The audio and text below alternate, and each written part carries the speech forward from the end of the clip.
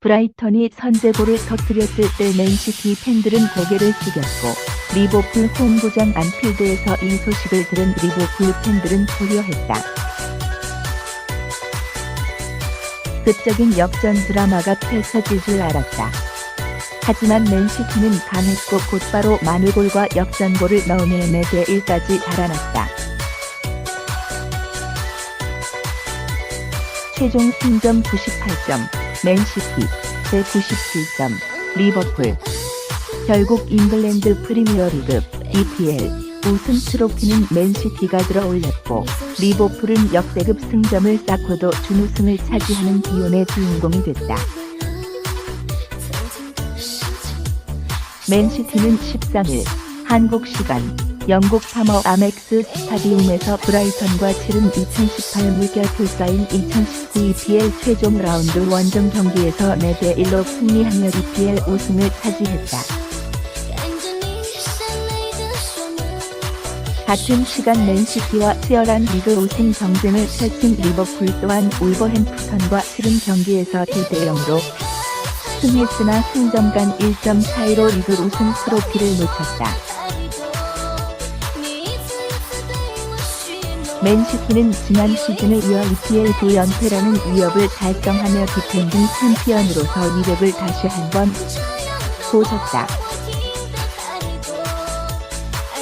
올 시즌 맨시티는 대량 득점력을 앞세운 압도적인 경기력으로 줄곧 EPL을 지배했다.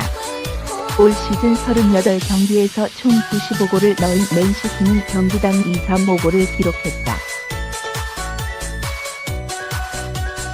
지난 시즌 역대 EPL 최다 승점 100점을 올리며 우승했던 맨시티는 올해도 승점 98점으로 역대 최다 승점 위 기록까지 싹쓸이하게 됐다.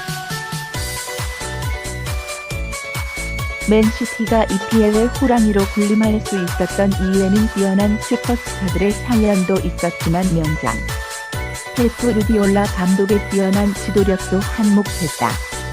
2007년 감독으로 데뷔한 과르디올라는 바르셀로나, 바이에른 뮌헨을 이끌며 수많은 트로피를 들어올렸다.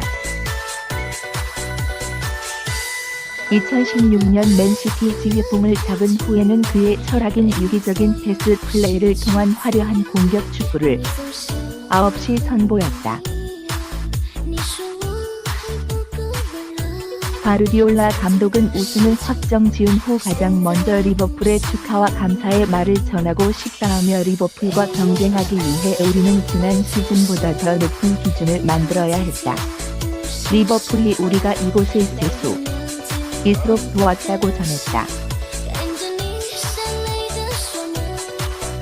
EPL 출범 이후 리그 우승 경험이 없는 리버풀은 시즌 단 1패만을 기록하고도 아깝게 준우승에 머물게 됐다.